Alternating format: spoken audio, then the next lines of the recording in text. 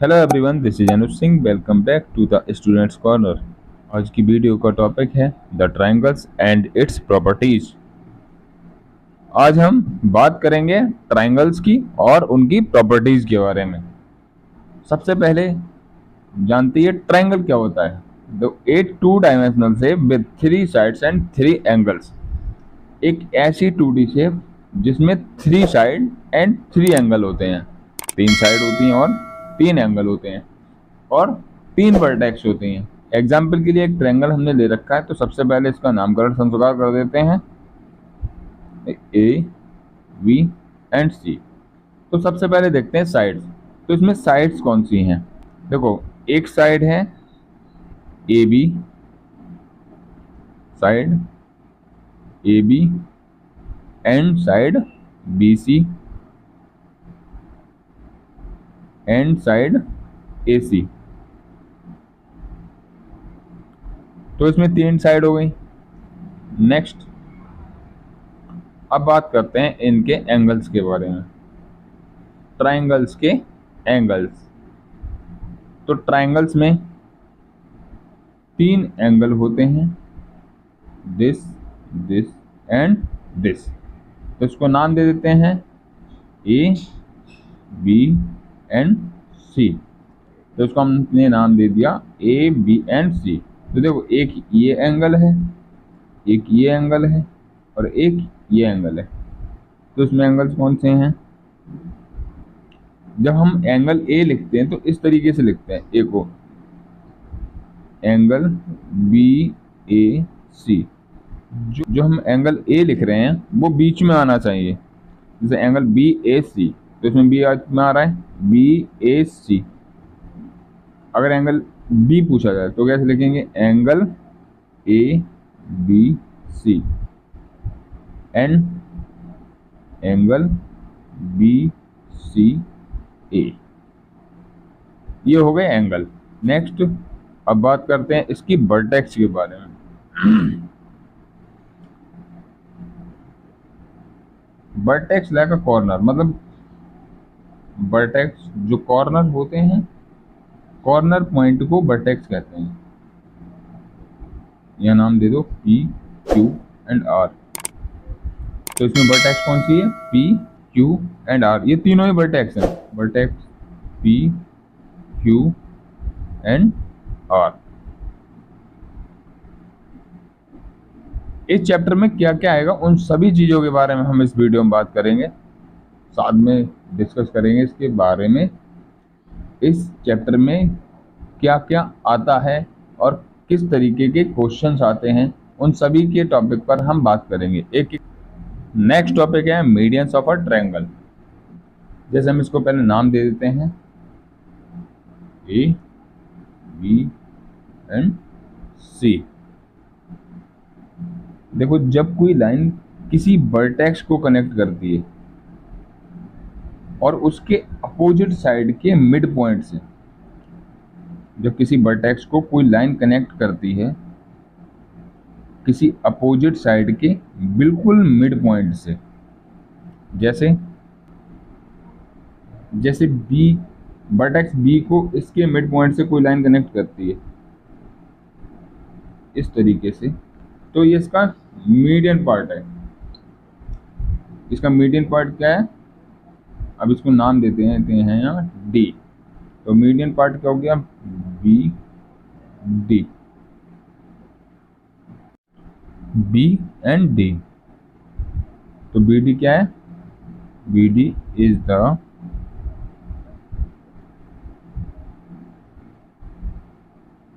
Medians of triangles.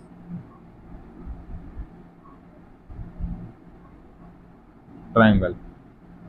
अब देखो, जरूरी नहीं है कि या इस ट्रायंगल का मीडियन पॉइंट यही, मीडियन पार्ट यही हो सकता है। अगर सी को, वर्टेक्स सी को अगर इस वाली साइड से, इस वाली साइड्स के मिड पॉइंट से कोई लाइन कनेक्ट करेगी तो वो भी उसका मीडियन पार्ट ही होगा।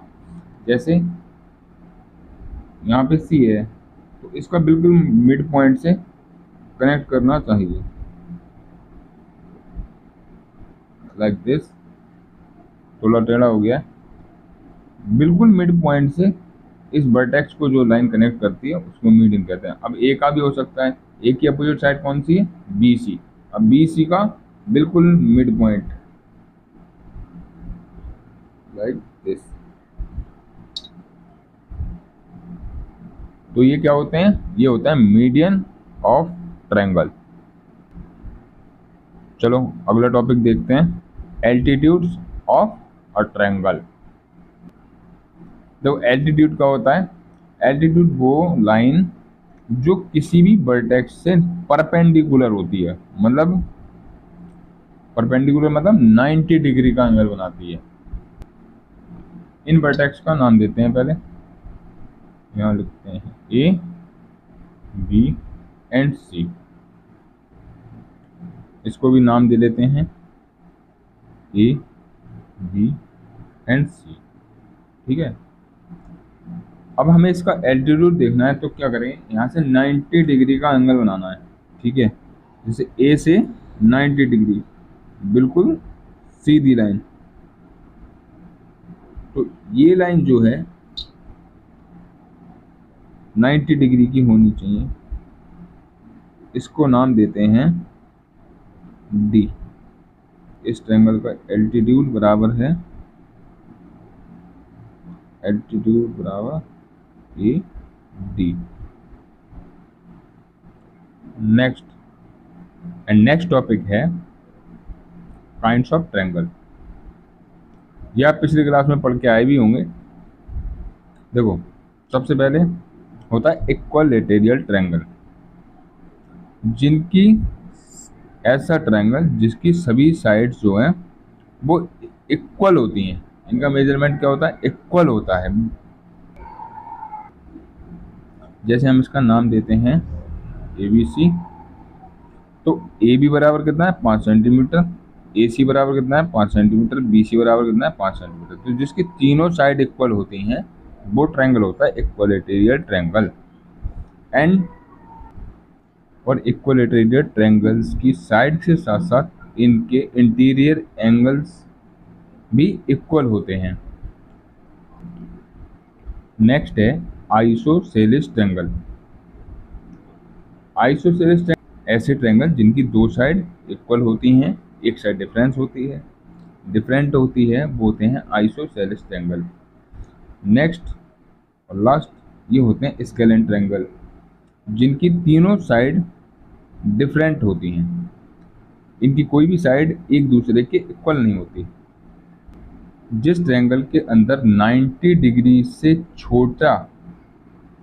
90 डिग्री से छोटे एंगल होते हैं,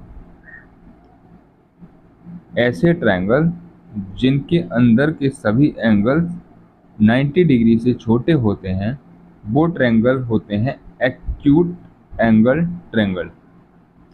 एंड ऐसा ट्रायंगल जिसके अंदर एक 90 डिग्री का एंगल होता है, वो ट्रायंगल होता है राइट एंगल ट्रायंगल। और ऐसा ट्रायंगल जिसमें कोई एक एंगल 90 डिग्री से ज़्यादा का होता है, वो ट्रायंगल होते हैं ऑब्ट्यूज एंगल ट्रायंगल। चलिए चलते हैं अगले टॉपिक पर। अगला टॉपिक है exterior angle of a triangle and its properties. तो अब बात करेंगे एक्सटीरियर एंगल के बारे में, और इसकी क्वेश्चन किस तरीके से आते हैं उसके बारे में भी बात करेंगे। एक्सटीरियर एंगल क्या होता है, an exterior angle of a triangle is equal to the sum of its interior opposite angle. एक एक्सटीरियर एंगल ट्रायंगल की अपोजिट साइड के, मतलब जिधर एक्सटीरियर एंगल बना हुआ है उसके अपोजिट साइड के दोनों एंगल्स के सम के बराबर होता है। कि जब क्वेश्चन में पूछा जाए कि एक्सटीरियर एंगल की वैल्यू बताओ, जैसे ये है एक्सटीरियर एंगल की वैल्यू बताओ, तो इसको वैल्यू क्या होती है, जब आपको ये दोनों एंगल दिए हुए हों तो इन दोनों एंगल्स का सम करते हैं जो कि इसके बराबर होता है। जैसे यहाँ मान लो ये दिया हुआ है 50 डिग्री और ये दिया हुआ है 60 डिग्री, तब आपसे पूछा जाए कि एक्सटीरियर एंगल 1 की वैल्यू बताइए, ठीक है। तो क्या करते हैं, 1 बराबर होगा angle x plus angle Y. तो 1 बराबर क्या होगा, एंगल एक्स कितना दिया हुआ है 60 डिग्री, प्लस वाई बराबर कितना दिया हुआ है 50 डिग्री। तो एक्सटीरियर एंगल की वैल्यू कितनी होगी 60 एंड 50 इजिकल टू 110 डिग्री। तो जो एक्सटीरियर एंगल है वो कितने डिग्री का होगा 110 डिग्री का। तो अब चलते हैं नेक्स्ट टॉपिक पर। नेक्स्ट टॉपिक है angle sum property of triangle. 1, 2 and 3।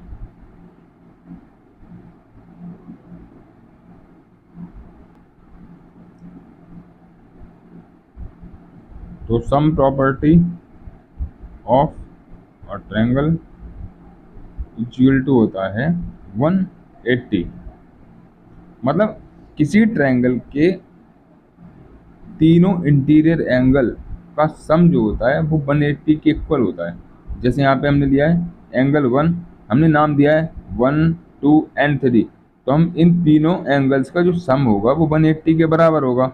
जैसे angle 1 plus angle 2 plus angle 3 is equal to कितना होगा 180, या हम इसका नाम देते हैं x/z।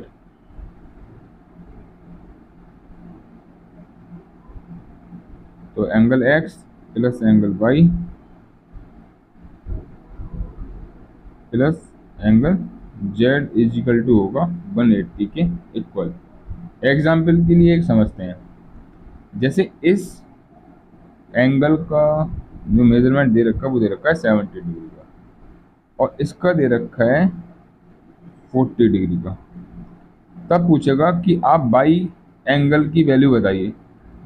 बाई की वैल्यू बतानी हो जब, तो क्या करते हैं, जैसे हमने लगाया यहाँ पे सम प्रॉपर्टी किस तरीके से लगाते हैं, हमें z की वैल्यू पता है, x की वैल्यू पता है, बाई की वैल्यू हमसे पूछिए। तो हम क्या करेंगे, angle x plus angle y plus angle z is equal to कितना होता है 180।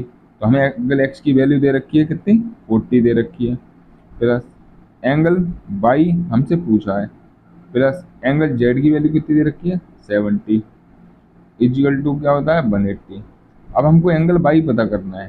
एंगल y प्लस 40 एंड 70 कितना होगा 110 इजिकल टू 180।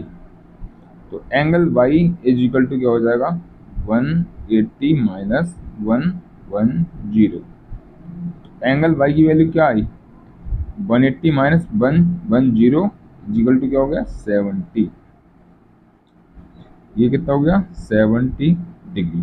तो ये दोनों हमें एंगल पता चल गए। नेक्स्ट है प्रॉपर्टी ऑफ अ ट्रायंगल। तो इसको देखो, sum of the length of any two sides of a triangle is greater than the length of the third side. देखो किसी भी ट्रायंगल की, ये ट्रायंगल है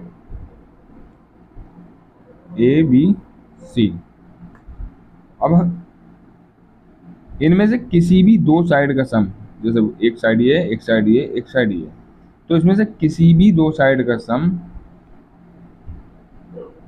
लेते हैं AB प्लस BC हमेशा बड़ा होगा थर्ड साइड से AC। अच्छा, अगर हम इसका और इसका सम करें तो इसी से हमेशा बड़ा होगा, और इसका सम करें तो हमेशा इससे बड़ा होगा। अगर हम इनमें से किसी भी दो साइड का सम करें तो थर्ड साइड से वो हमेशा बड़ा होगा, according to triangle property. And इसका नेक्स्ट और लास्ट टॉपिक रह गया है पाइथागोरस थ्योरम या पाइथागोरस प्रॉपर्टी। देखो इस टॉपिक को थोड़ा ध्यान से समझना। पहली बात, एक बात जान लो, ये वाला जो प्रॉपर्टी है केवल राइट एंगल ट्रायंगल में ही काम करता है। एक 90 डिग्री की लाइन होती है, उसे कहते हैं परपेंडिकुलर, एंड जो लाइन नीचे होती है उसको कहते हैं बेस, एंड इन परपेंडिकुलर और बेस दोनों के सामने वाली लाइन जो होती है इसको बोलते हैं हाइपोटेनियस। बेस का स्क्वायर और परपेंडिकुलर का स्क्वायर, इन दोनों के स्क्वायर का सम जो होता है वो हाइपोटेनियस के स्क्वायर के बराबर होता है। जैसे जैसे यहाँ ले लो 40, यहाँ ले लो 30, ये दोनों सेंटीमीटर में है, ठीक है। तो इनका एक फॉर्मूला होता है, हाइपोटेनियस का square is equal to base का स्क्वायर प्लस परपेंडिकुलर का स्क्वायर, ये फॉर्मूला होता है। अगर हम इसको नाम दें ए बी एंड सी, तो हाइपोटेनियस के क्या लिखेंगे, ए सी। तो ए सी का स्क्वायर बराबर होगा ए बी के स्क्वायर के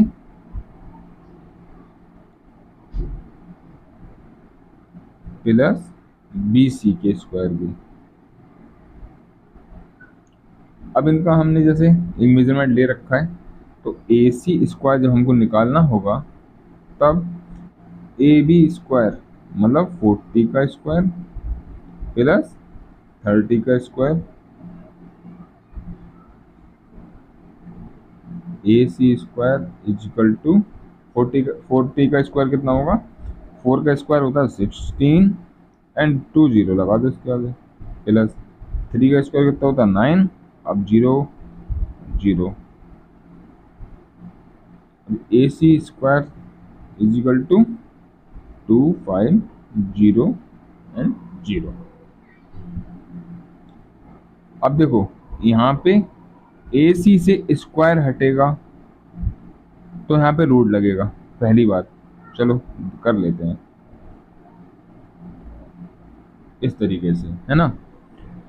तो ए सी बराबर क्या हो जाएगा, जब यहाँ से रूट हटेगा तो रूट से जो बाहर आएगा 50 मल्टीप्लाई 50, ए सी बराबर क्या हो जाएगा 50। अभी के लिए ये देखें, अगर इस तरीके से नहीं करें तो ऐसे भी कर सकते हैं, जैसे यहाँ पे ये हो गया ए C square is equal to 2 5 0 and 0, ठीक है। तो ये काय का स्क्वायर होता है 50 का, 50 का स्क्वायर होता है, और यहाँ पे क्या चल रहा है ए सी का स्क्वायर, तो इस स्क्वायर से ये स्क्वायर कैंसिल हो जाएगा, तो ए सी बराबर हो जाएगा डायरेक्ट 50। अगर ऐसे करना चाहें तो ऐसे कर सकते हैं। ये हो गया आंसर। तो आज का चैप्टर का इंट्रोडक्शन यही होता है समाप्त, जिसका नाम था the triangles and it's property. तो हमने जाना इस चैप्टर के अंदर क्या क्या आने वाला है। तो आगे की वीडियोज में हम इस पूरे चैप्टर के सॉल्यूशन करेंगे, इस चैप्टर के हर क्वेश्चन का सॉल्यूशन करेंगे। अगर आपको ये पूरा इंट्रोडक्शन समझ में आया और पूरा वीडियो देखने के लिए आप सबका धन्यवाद। और अगर आपको ये पूरा वीडियो पसंद आया तो इस वीडियो को लाइक ज़रूर करके जाना है। मिलते हैं अगली नई वीडियो में इस चैप्टर के क्वेश्चंस के साथ। Thanks for watching.